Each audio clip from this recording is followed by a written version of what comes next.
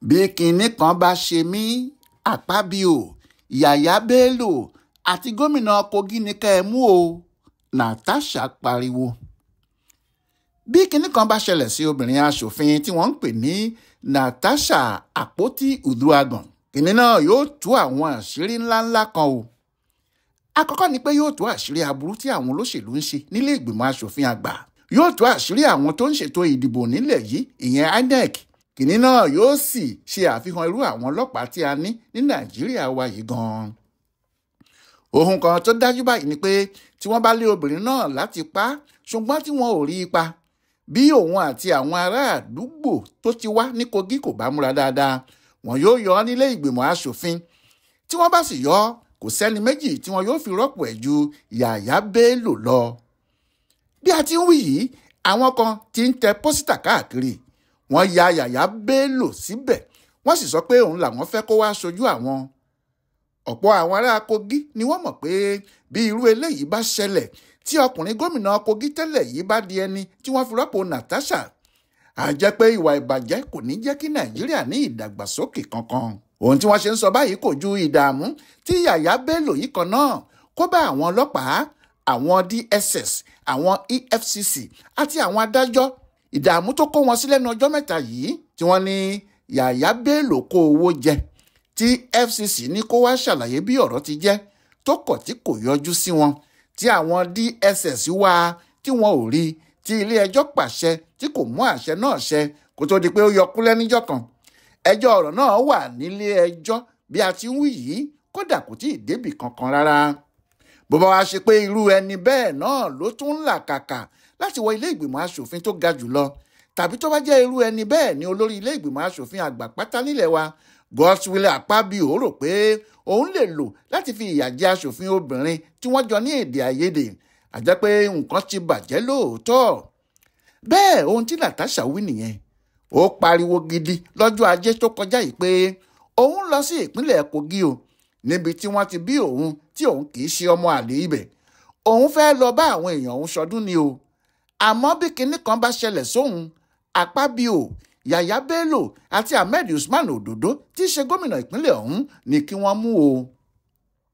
Báwo lọ̀rọ̀ wá ṣe dà bẹ́ẹ̀? Látìgbà tí ọ̀rọ̀ o ṣẹ́jú sí mi, mi ò ṣẹ́jú sí ẹ, o fẹ́ ṣe kinní fún mi, mi ò ṣe kinní fún ẹ, tó ti bẹ̀rẹ̀ nílé ìgbìmọ̀ aṣòfin àgbà láàrin olórí wọn Akpabio àti aṣòfin míì Natasha. Láti ìgbà náà ni nǹkan kò ti lọ déédéé rárá, títí tí ọ̀rọ̀ fi dé ilé ẹjọ́ tó déwájú ìgbìmọ̀ alábẹ́sẹ́kẹ́lé tó jẹ́ àjàtúkání tàgbà àárín ni wọ́n fọ̀rọ̀ náà ṣe. Nígbà tí obìnrin kan, Obi Ezekweli, àti ọkùnrin sẹ́nítọ̀ kan ń wá bo ẹ̀yìn nà mọ́ ara wọn tí wọ́n dìde mọ́ra wọn tààrà, àti títí tí ọ̀rọ̀ náà fi di ohun tí Natasha fún rẹ̀ ń gbé lọ síwájú àwọn aṣòfin àgbáyé. Ká sọ tòótọ́, àtìgbà náà lára kò ti rọ okùn tí ara kò sì rọ adìyẹ o. Gbogbo ọ̀nà pátá ni olórí àwọn aṣòfin yìí ń wá láti fi hàn Natasha pé ẹnu tí ìgbín ẹ̀ fi bó òòṣà àfi kó fi gbolẹ̀ dandan. Natasha náà kò sì gbà. Ohun tóun náà ń sọ ni pé kàkà kí ilẹ̀ kú, ilẹ̀ yóò ṣá ni. Bí ọwọ́ kò bá ṣe é ṣán, bí èèyàn bá káàrù kò ṣe kinní kan. Pé kó jẹ́ Akpabio tó ń ṣe ojú sùnmẹ̀sùnmẹ̀ sóhun tóun sì pariwo ẹ̀ ni yóò wá lé òun nílé ìgbìmọ̀ ká má rí i. Ohun tó jẹ́ kí ọ̀rọ̀ náà kan Yahaya Bello nìyẹn o. Àṣírí tú pé nígbà tí Akpabio sún kan ògiri tó sì jẹ́ pé ẹ̀mí ẹ̀ ò balẹ̀ lórí ọ̀rọ̀ Natasha mọ́, tó ní dandan ni kó lọ, ọkùnrin náà kàn sí Bello pé kí ló ń ṣe nílé nígbà tí kò níṣẹ́ kan látìgbà tó ti fi ipò gómìnà sílẹ̀, pé kó ṣètò ara ẹ̀ o, kó wá bí wọn yóò ti ṣe dá Natasha padà sílé kí òun sì wá gba ipò náà, àbí kí ló tún kù fún un. Bẹ́ẹ̀ ni Bello mú àwọn sẹ́nẹ́tọ̀ míì lẹ́yìn tí òun àti àwọn kan tí wọ́n jẹ́ ọmọlẹ́yìn ẹ̀ sì fọgbọ́n tan àwọn èèyàn pé kí wọ́n wá gbowó kẹ́bí má pàlú tíjọba fẹ́ fún wọn, tí wọ́n sì fi ìyẹn kó àwọn èèyàn jọ, tí wọ́n ṣẹ̀ṣẹ̀ wá sọ fún wọn nígbà tí àṣírí tú pé ohun tí àwọn pè wọ́n fún ni kí wọ́n jẹ́ kí àwọn lé Natasha lọ. Ọ̀rọ̀ náà dìjà gidigidi nítorí àwọn èèyàn faraya lẹ́yìn tí wọ́n ti mọ̀ pé wọ́n tan àwọn ni, wọn kò sì kópa nínú ètò náà mọ́. Àmọ́ àwọn Yahaya Bello ti mọ ohun tí wọ́n fẹ́ ṣe. Wọ́n ti ya fọ́tò, wọ́n sì ti ní àwòrán oríṣiríṣi lọ́wọ́. Ìwọ̀nba èrò tí wọ́n wá náà sì nìyẹn. wọ́n ti mọ̀ pé wọn yóò yanjú kinní náà lọ́dọ̀ àwọn fúnra wọn. Ohun tí wọ́n sì ṣe náà nìyẹn.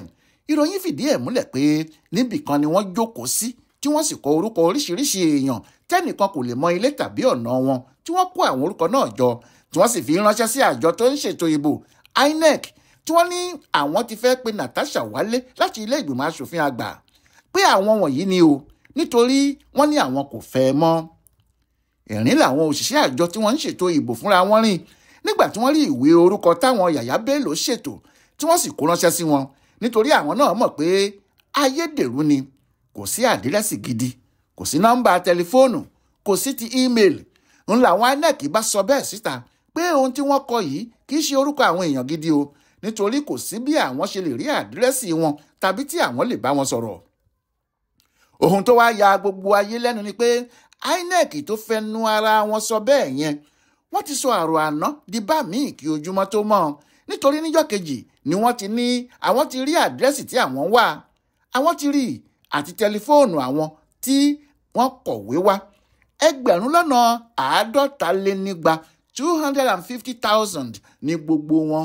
Àdírẹ́sì wọn sì ti wà lọ́wọ́ àwọn lẹ́sẹ̀kẹsẹ̀. Kò sí ọmọ Nàìjíríà tí kò mọ irú èyí, torí nígbà tí wọ́n kéde bẹ́ẹ̀ tó jẹ́ ọ̀tọ̀ ní ohun tí wọ́n sọ lánàá, ọ̀tọ̀ ní ohun tí wọ́n sọ lónìí. Kálukú ti mọ̀ pé iná ti ní awo ló jẹ́ kó gòkè odò, torí èèwọ̀ ni bí iná kò bá láwo kò ní gòkè odò sódì kejì. Ẹnìkan ló gbéná kọjá orí omi. Ní INEC bá kọ̀wé sí Natasha, wọ́n ní kó máa múra, àwọn ti gbàwé lọ́dọ̀ àwọn tí wọ́n ní kó máa padà bọ̀ nílé o, àwọn sì fẹ́ kó wá sọ tẹnu ẹ̀. Natasha mọ̀ pé kì í ṣe àwọn èèyàn tòun ló kọ̀wé, ó sì sọ bẹ́ẹ̀ fún INEC pé kí wọ́n má dààmú ara wọn o.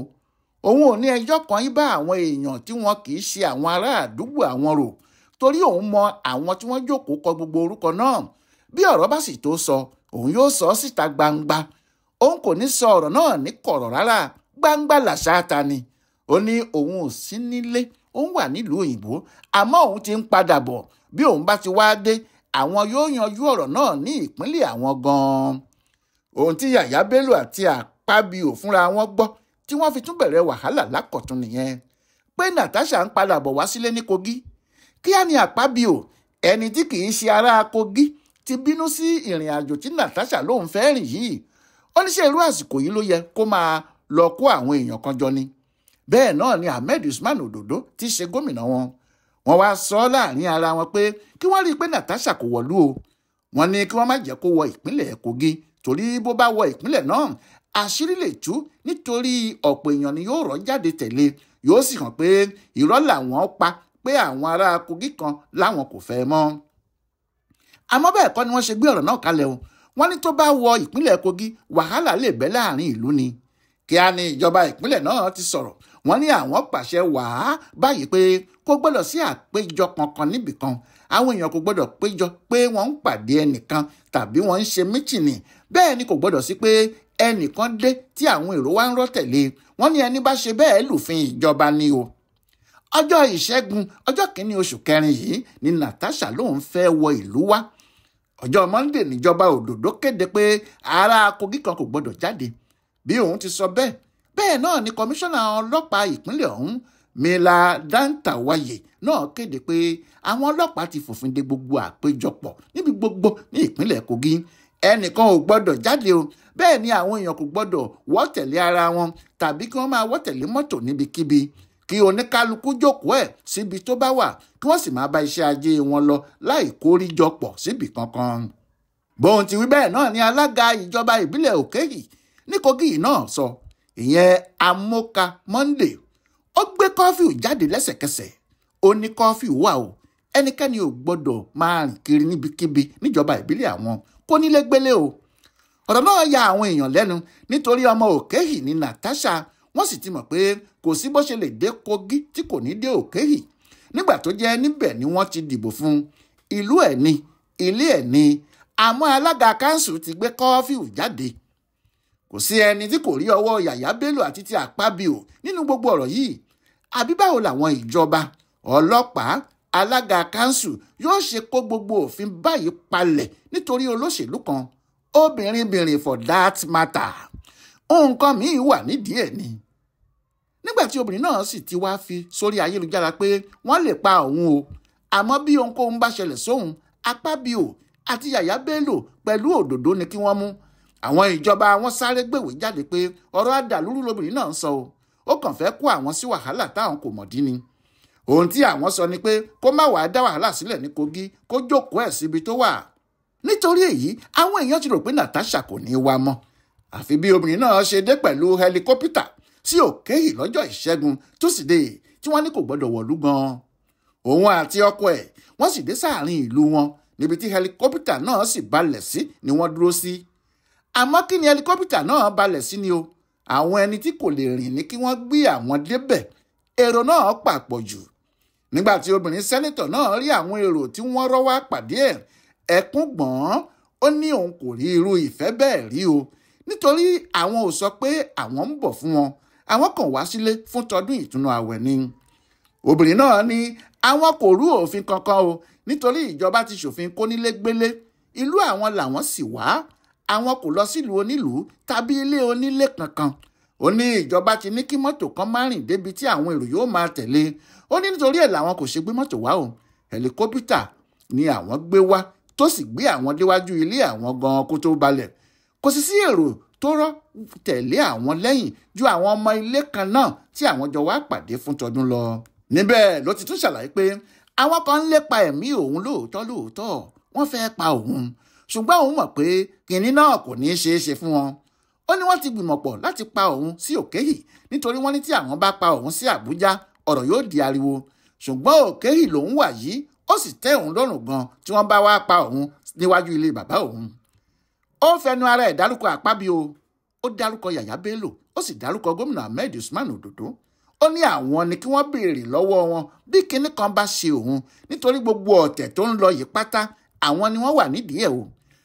Àwọn èèyàn ti sọ o, wọ́n ní tí wọ́n bá ń pe èèyàn lólè kóun náà yé gbé ọmọ ẹran jó láàrin ọjà, wọn yóò rò pé ó fẹ́ fọgbọ́n gbé e sá lọ ni. Wọ́n ní kí Akpabio náà padà lẹ́yìn Natasha, torí bá a bá lẹ́ni tá a bá bá ni á padà lẹ́yìn ẹni ni o. Àti pé ajá tó rí kòkò tó ń gbó, èṣù ó ṣe kókó, ajá yẹn gan lèṣù ń ṣe. Ọláìwọlá Alága ló ṣe àtúpalẹ̀ bí ọ̀rọ̀ ti ń lọ láàrin Natasha àti Akpabio fún Ibùdó Àgbáyé fún Àṣà àtìṣe Yorùbá World Center nínú ọgbà Yunifásítì Ìbàdàn. Ẹ kú déédé àkókò yìí o.